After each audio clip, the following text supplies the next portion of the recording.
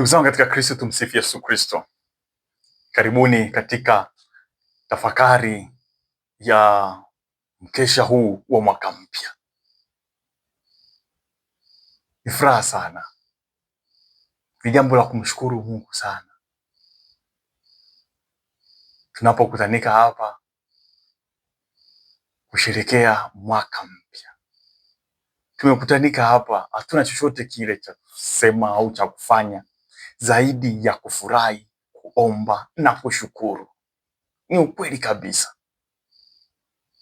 na wazo kuu linalotuongoza katika kesha hili, licha ya moyo wa shukurani sana, ni umechaguliwa. Ni umechaguliwa. Mwambie jirani yako umechaguliwa. Umechaguliwa. Ni jambo la heri sana. Umechaguliwa. Umechaguliwa. Ni jambo la kumshukuru Mungu sana kwa sababu umechaguliwa. Ni jambo la kufurahi kwa sababu umechaguliwa. Ni jambo la kusema Mungu asante kwa sababu umechaguliwa. Wazo kuu ni umechaguliwa. Umechaguliwa.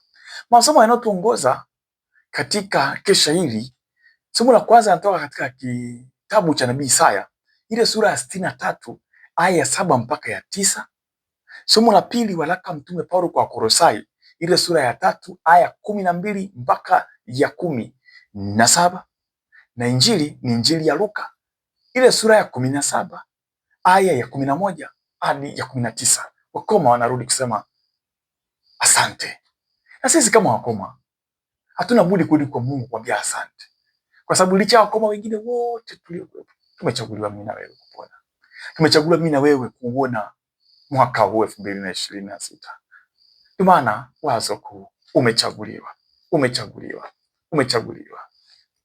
Ndugu zangu katika Kristo, naomba naanza tafakari hii kwa kueleza kitu fulani, kisa fulani katika safari yangu ya maisha, ambayo itakupelekea ueleze kuelewa kwa nini nasema umechaguliwa. Umechaguliwa. Kama ni story ya kweli kabisa, kwa sababu nakumbuka mimi katika maisha yangu ya kimasomo sikubahatika kusoma seminari. Hizi seminari ambazo zimezoeleka hizi, watu wanaanza seminari. Nisoma shule za kawaida kabisa. Shule za kawaida kabisa. Nilisoma Oysterbay, Tanzania, baadaye Chang'ombe, shule ya kawaida kabisa, zote ziko jijini Dar es Salaam. Ni kawaida kabisa, kutoka Kinondoni, baadaye kaenda Ilala, kaenda Temeke. Maana ilikuwa naama tu wilaya. Ndicho mkoa una wilaya 3.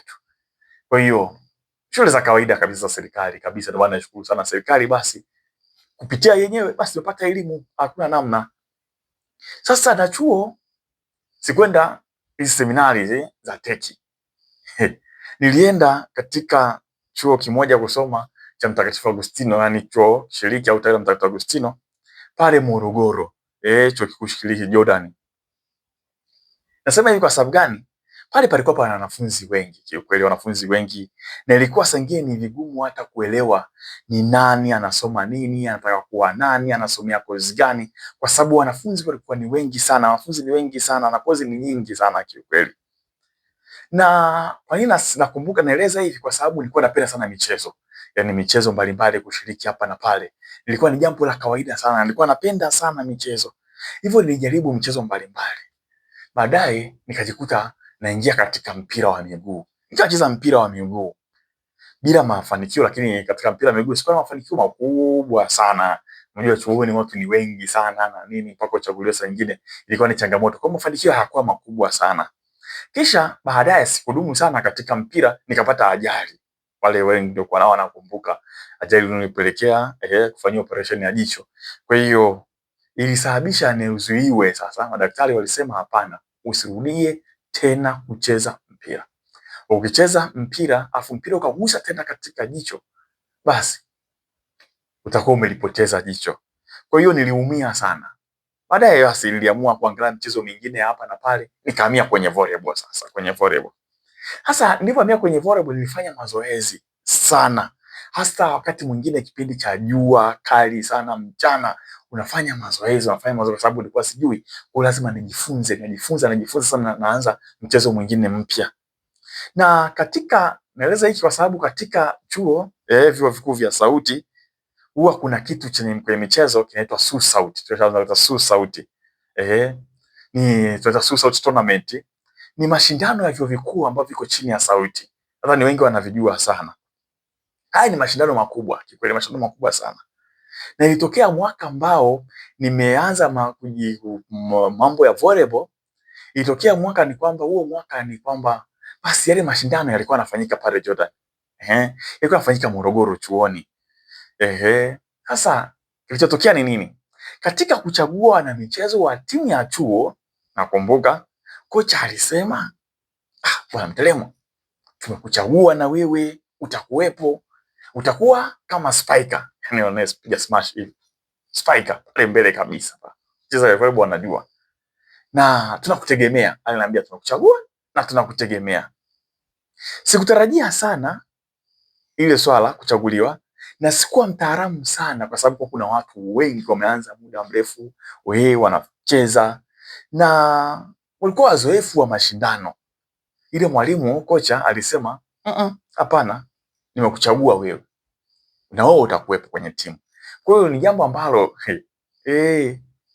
ni jambo ambalo lilikuwa kweli linatafakarisha sana. Na hata ukiingia kucheza kwa ajili ya timu, kuna kitu unakihisi, unajua kabisa hapa kweli nimechaguliwa. Na ndio hiki sasa nimekumbuka haya, ndio hiki Mungu alichofanya kwa wote tulioko hapa. Si ukweli kabisa. Hatukustahili sana, hatukuwa na vigezo sana au sifa sana za kuvuka mwaka huu, ila tumechaguliwa.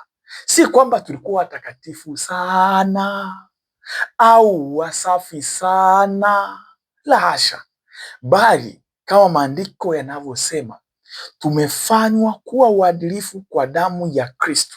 Waraka Mtume Paulo kwa Warumi ile sura ya 5 aya ya 9. Tumechaguliwa. Lazima tumshukuru Mwenyezi Mungu kwa sababu tumechaguliwa. Ukiwa na hilo wazo kwamba umechaguliwa, naomba tafakari haya mawazo madogo mengine yanayoenda hapa. Tafakari mawazo makubwa sana 4 ambayo yatatusaidia sisi katika kesha hili kuelewa vizuri kwamba tumechaguliwa. Kuelewa wewe kwamba umechaguliwa. La kwanza, mwambie jirani yako, yeye amekuchagua wewe. Mungu amekuchagua wewe. Ndugu zangu, elewa hivi. Yesu anasema katika Injili ya Yohane, nanukuu, si ninyi mlionichagua mimi, bali ni mimi niliowachagua ninyi, nami nikawaweka mwende mkazae matunda, na matunda yenu yapate kukaa, ili kwamba lolote mwombalo Baba kwa jina langu awapeni. Haya na waamuru ninyi mpate kupendana. Ni mimi nimewachagua ninyi. Injili ya Yohane ile sura ya 15 aya ya 16 mpaka ya 17. Kiukweli kabisa, angalia historia yako, angalia maisha yako, utashuhudia hili. Angalia ulikotoka, utashuhudia hili kwamba umechaguliwa. Ni yeye amekuchagua, haukustahili kabisa, bali ni Mungu amekuchagua. Historia yako, udhaifu wako havikumzuia Mungu kukuchagua wewe. Amekuchagua.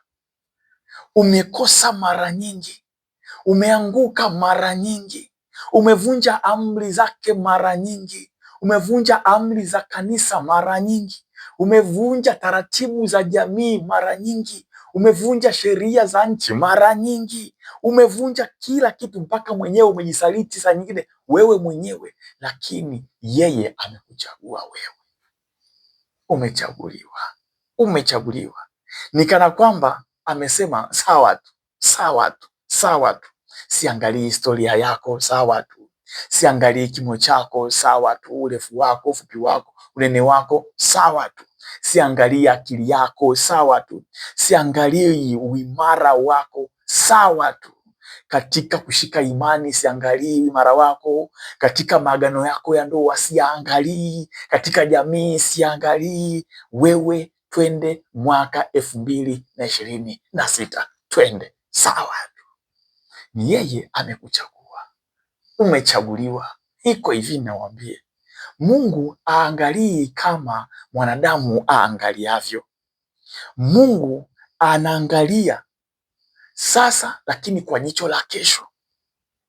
Mungu anakuangalia wewe kwa jicho la baadaye, anaangalia kile kilicho ndani mwako.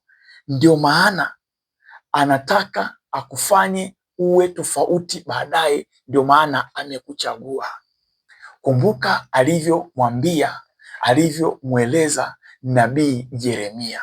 Alisema hivi, kabla sijakuumba katika tumbo nalikujua, kabla hujatoka tumboni nalikutakasa, nimekuweka kuwa nabii wa mataifa.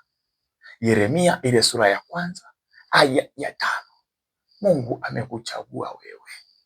Nataka nikwambie leo, amini usiamini, kabla hujazaliwa sio tu Mungu alikujua, bali aliweka ndani mwako kazi maalum. Aliweka ndani mwako ukubwa fulani hivi ambao lazima ufikie. Mungu aliweka ndani mwako mafanikio ambayo lazima uyafikie. Mungu aliweka ndani mwako mamlaka ya kukanyaga nge na nyoka. Lazima hayo uyaishi, lazima hayo uyafeel ndani kabisa ya moyo wako. Amekuchagua, ni yeye amekuchagua wewe. Lazima umwambie Mungu asante. Ndio maana Mtume Paulo anapomwandikia kijana wake mpendwa Timotheo anasema, maana Mungu hakutupa roho ya woga, bali ya nguvu na ya upendo na ya moyo wa kiasi. Waraka wake wa pili kwa Timotheo ile sura ya 1 aya ya 7. Na anaendelea kusema, anamalizia, neema hiyo tulipewa katika Kristo tangu milele. Ile sura ya pili aya ya 1, sura ile waraka wa pili huo unaendelea, ile sura ya 1 aya ya 9, anamalizia kwa kusema hivyo kwenye ile aya ya 9, hayo tumepewa tangu milele.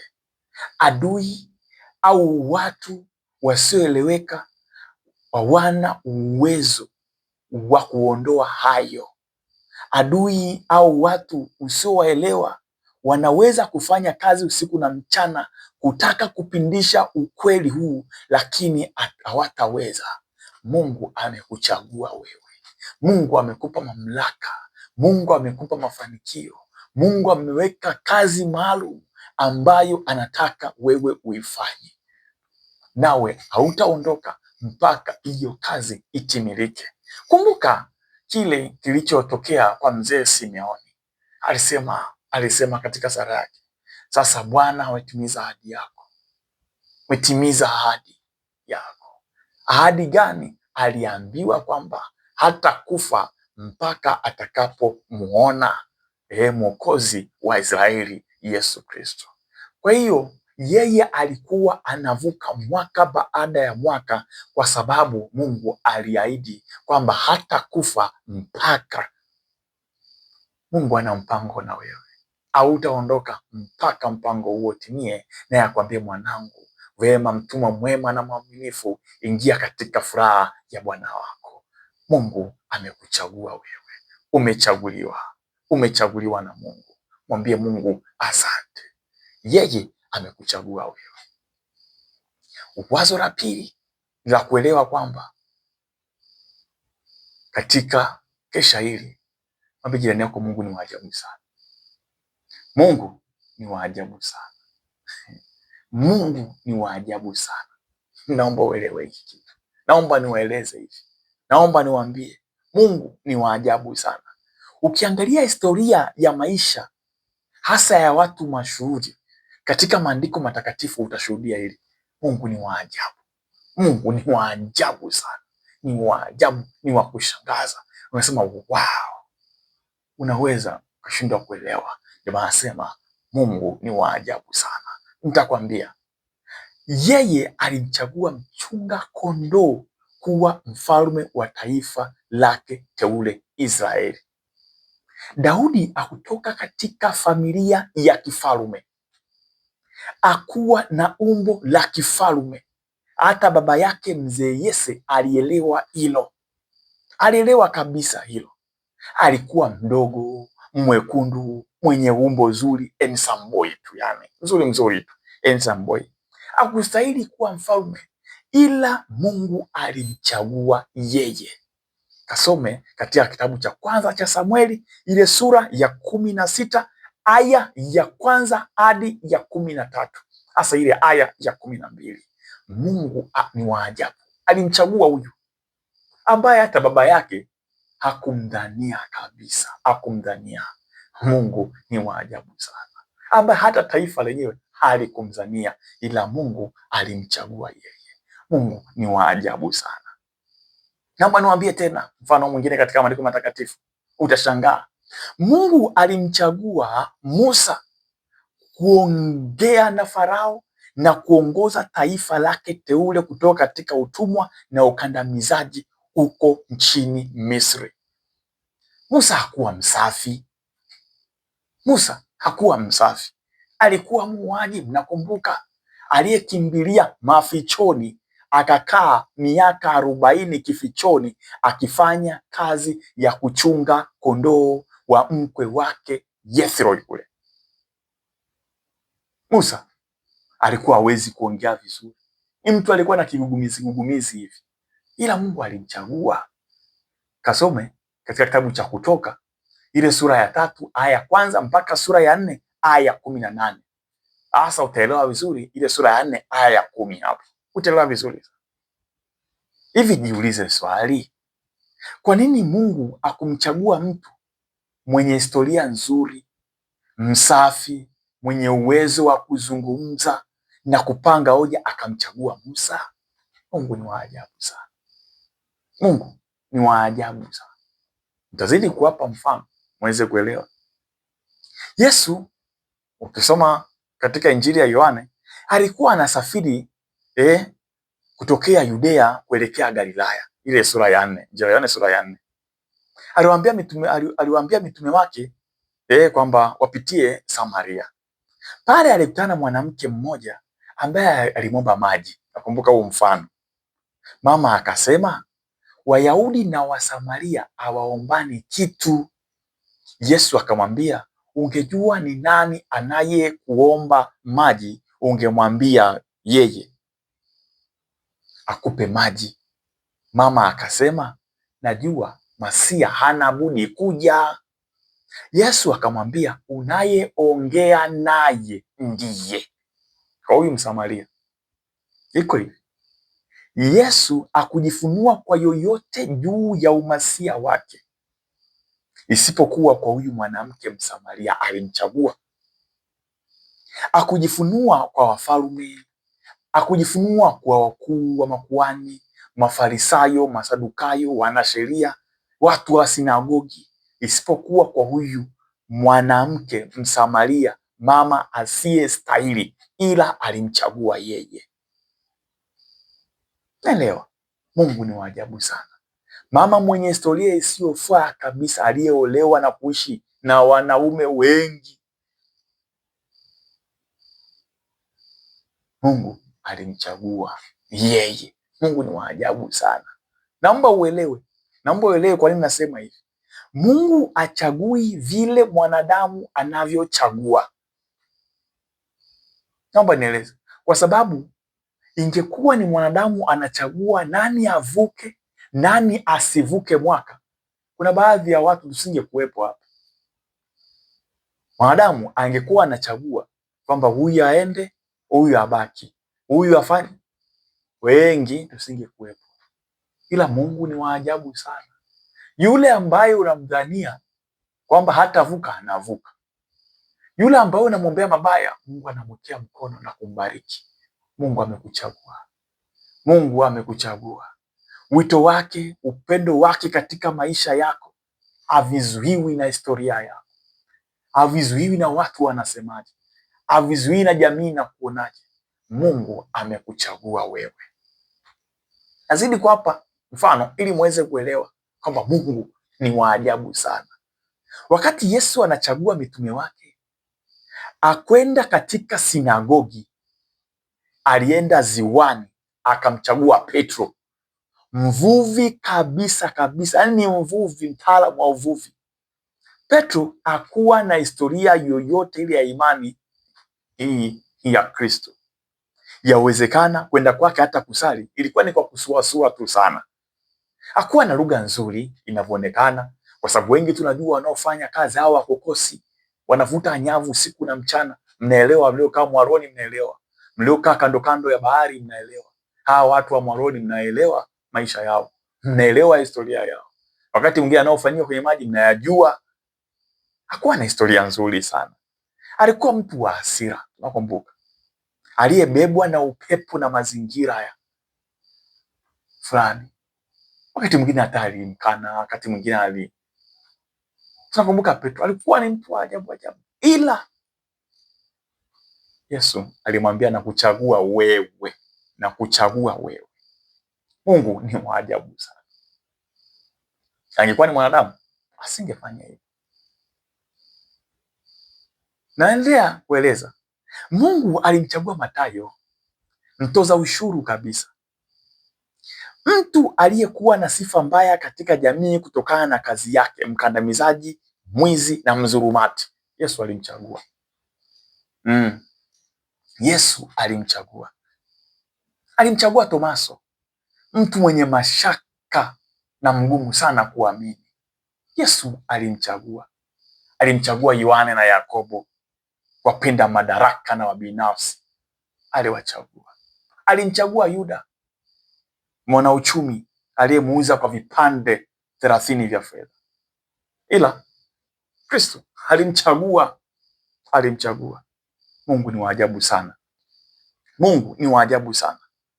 Unapoona mtu hastahili au unapojiona ustahili, Mungu anakustahilisha, Mungu anakuchagua. Yawezekana, mimi nikwambie tena, yawezekana ukajiona ustahili kwa sababu ya historia yako. Labda umeanguka mara nyingi, labda kwa sababu ya udhaifu wako na magumu unayopitia au uliopitia, ila Mungu anasema nimekuchagua wewe. Twende mwaka 2026. Mungu amekuchagua wewe. Mungu amekuchagua. Mungu wa ajabu. Umechaguliwa. Hebu fikiri kidogo. Yesu alijua kabisa kwamba Petro atamkana mara 3. Yule atamuuza, atamsaliti, mitume watamkimbia, ila aliwachagua. Aliwachagua. Hiyo ndio tabia ya Mungu. Kuchagua kile kinachoonekana ni dhaifu, kustahilisha wasiostahili. Hiyo tabia ya Mungu. Ametustahilisha mimi na wewe. Hatuna budi kumwambia Mungu asante. Mungu asante. Mungu asante, umetuchagua, tunashukuru. Una malengo bado. Mungu ni wa ajabu sana. Ni wa ajabu sana. Kila mtu angalia historia yake. Kila mtu angalia alikotoka. Kila mtu angalia aliyopitia. Kila mtu hakika utasema Mungu ni wa ajabu. Mungu ni wa ajabu. Mungu ni wa ajabu. Asante, asante, asante, asante. Jambo la 3 katika kisha hili ambao nataka utafakari sana, tutafakari, ni tembea kifua mbele. Tembea kifua mbele. Baba, mama, kijana, ndugu yangu, tembea kifua mbele. Nikwambie kitu. Tembea kwa ujasiri na kujiamini. Usije ukatembea na kuingia mwaka 2026 huku umeinamisha kichwa na moyo uliochoka na kupondeka, ukifikiri mimi sina bahati, mimi ni mkosefu, mimi sina kipaji, mimi ni maskini, mimi nimelaaniwa, mimi ni fungwa na laana za ukoo, mimi hapana, hapana, hapana, hapana. Mungu anipendi, sistahili, hapana, hapana, hapana. Tembea kifua mbele. Mwaka huu tembea kifua mbele. Sikia vizuri. Amekuchagua na wewe umechaguliwa. Fikiri vizuri. Fikiri vizuri. Umechaguliwa na aliye juu, mwenye mamlaka juu ya kila kitu. Wacha watu waseme. Wacha watu wakutazame tofauti. Wacha maisha ya kutishe. Wacha waseme chochote kile juu yako. Yaingize masikio hili, yatokee sikio hili. Tembea kifua mbele. umechaguliwa. Umechaguliwa. Kila siku ukiamka asubuhi, sema Mungu asante, niko hai, umenichagua, unanipenda, nina baraka zako, mimi ni mwana wako mpendwa, umenichagua, nitaishi milele mbele ya uso wako. Sema asante. Tembea kifua mbele, tembea kifua mbele. Umechaguliwa. Ukijua umechaguliwa, utaishi kwa amani sana, sio kwa vile ulivyo, bali kwa vile unajua yeye aliyekuchagua yukoje. Utaishi kwa amani, si kwa vile wewe ulivyo, ila kwa vile unamjua yeye aliyekuchagua yukoje. Kumbuka hicho. Kumbuka wewe una kile ambacho Mungu anapanga katika mipango yake. Amini usiamini, wewe una kile ambacho Mungu anapanga katika mipango yake. Amekuchagua wewe. Historia yako ilivyo sasa, uliyoyapitia, havijazuia chochote, bali ni daraja kuelekea kile ambacho Mungu amepanga juu yako. Amekuchagua wewe. Maanguko yako, maangaiko yako, yote yalikuwa ni matayarisho ya hayo mambo muhimu ambayo Mungu ameweka mbele yako. Ni matayarisho ya kile ambacho Mungu ameweka mbele yako. Amekuchagua. Tembea kifua mbele, tembea kwa ujasiri. Hacha kujiumiza, hacha kuishi kinyonge, hacha kujiona mkosefu, hacha kujiona umepoteza nafasi, kufikiri kwamba nisingefanya hivi ingekuwa hivi, nisingefanya hivi ingekuwa hivi, nisingechagua hivi nisingefanya. Hapana. Usiishi tena na tena ukiwa unafikia ninge. Mungu anajua yote. Amekuchagua wewe, amekuchagua. Akuchoki, usijichoke. Anakupenda, jipende. Tembea kifua mbele sana, tembea kifua mbele.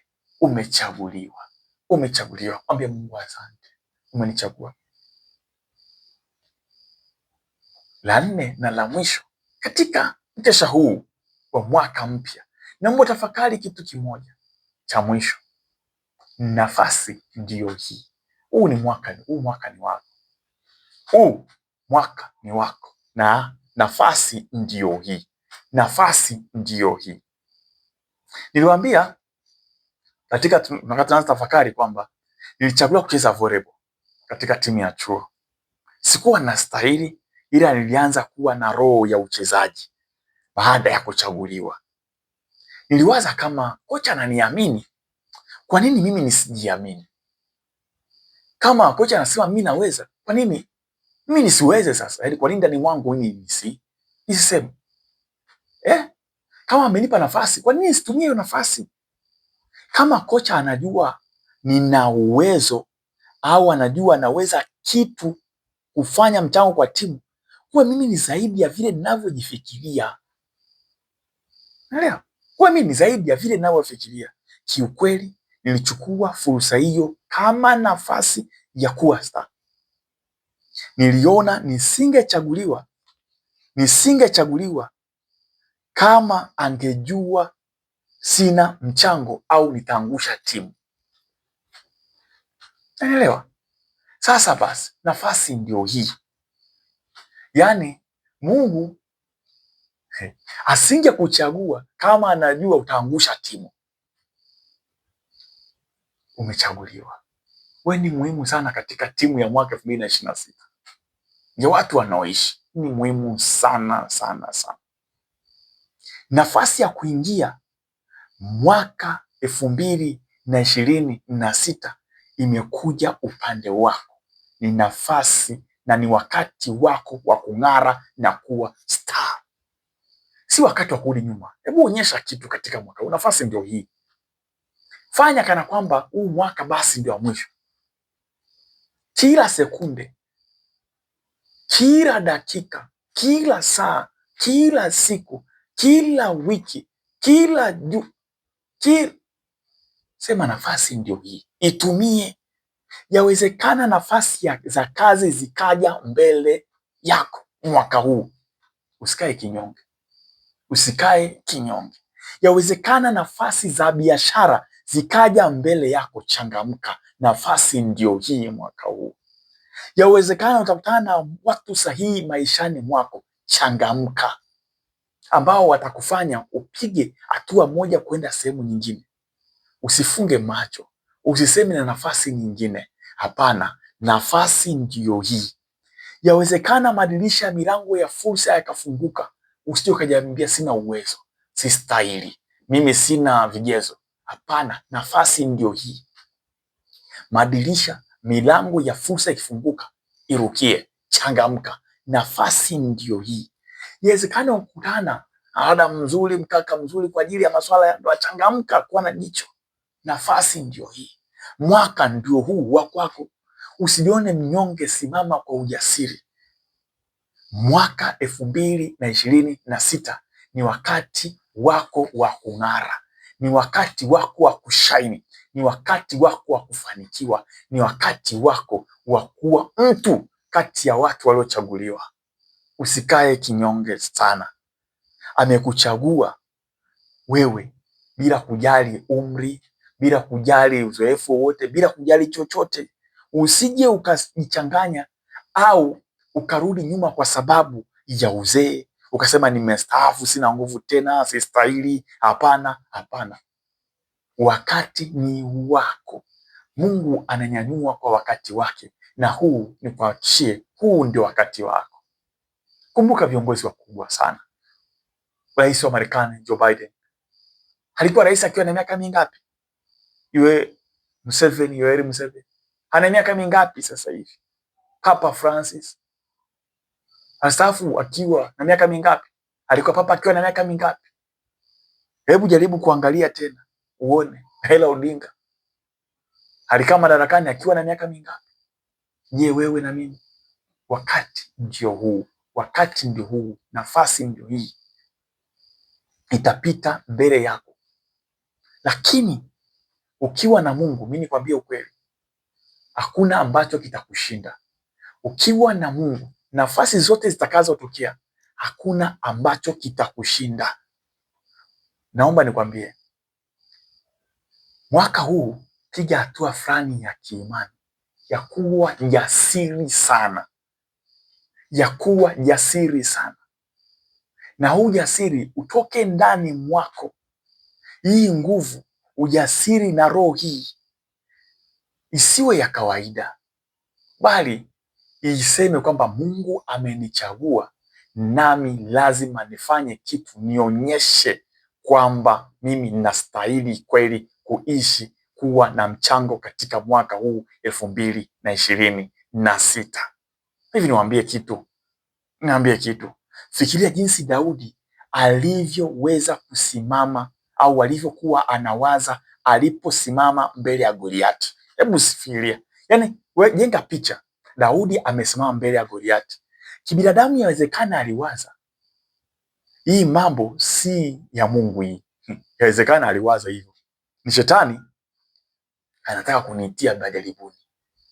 Inawezekana kinadamu mwangalia Goliati hivyo na hapa ni binadamu. Hapa nataka niwawe kikatili hapa. Goliati alikuwa mara 2 au mara 3, tunaweza kusema zaidi ya Daudi. Ana mafunzo ya kijeshi, ya kivita, ameua maelfu, tunajua. Ila Mungu alimchagua Daudi na kumpa uwezo wa kusimama dhidi ya Goliati. Ndio imani nayoiomba uwe nayo. Nafasi ndio hii. Kuwa na imani kama Daudi. Kuwa na ujasiri kama wa Daudi. Kusimama mbele ya Goliati yoyote yule utakia kutana naye mbele ya maisha, bila kupepesa macho, bila kulia, bila kuwa mnyonge. Muamini Mungu kwamba umenichagua, naamini hautaniacha. Nitapambana kwa namna yoyote ile. Iwe ni Goliati wa biashara, iwe ni Goliati wa fursa, iwe ni Goliati chochote kile ambacho kinaonekana kinakutisha, kinakufanya unajiona mnyonge. Hapana, simama. Mungu atafanya kitu katika kile kidogo, kama alivyofanya kwa Daudi. Alichokuwa nacho Daudi si kitu chochote. alikuwa na Mungu peke yake, alikuwa na Mungu, Goliathi alianguka. Mungu aliweka roho yake ndani ya Daudi, ndani ya jiwe, ndani ya kombeo, Goliathi alianguka. Naomba nikwambie kabisa, mwaka 2025 ulikuwa na mipango mingi sana. Mwaka 2026 una mipango pia. Usikimbie mbali na mipango hiyo, itimilize. Simama kwa ujasiri kwamba hapana, hii mipango itatimia tu, hii mipango itatimia. Nafasi ni yako. Simama imara, simama imara. Mipango, matarajio yote yako yatafanikiwa ndani mwako. Jenga ujasiri. Umelia mara nyingi, umekuwa na wasiwasi mara nyingi, umekuwa na woga mara nyingi, umeona ustahili mara nyingi, lakini yabaki historia. Huu ni wakati wako wa kusimama. Nafasi ndio hii. Mungu akubariki sasa na hata milele, na mwaka huu uwe kweli wa neema kwako, nawe ufanikiwe, nawe ustawi, nawe uimarike, ili umshuhudie Mungu kwa watu na umshuhudie Mungu kwa mataifa, kuwa bila Mungu nisingekuwa hapa. Imani kwa Mungu ina nguvu sana sana. Kwa imani utaangusha Goliathi. Kwa imani utafanya makubwa mwaka huu, nawe utarudi kumwambia Mungu asante. Usisahau kumwambia Mungu asante, na kuomba tena neema kwa mwaka 2027. Mungu akubariki sana. Nikutakie heri na baraka ya mwaka mpya wenye mafanikio makubwa sana maishani mwako.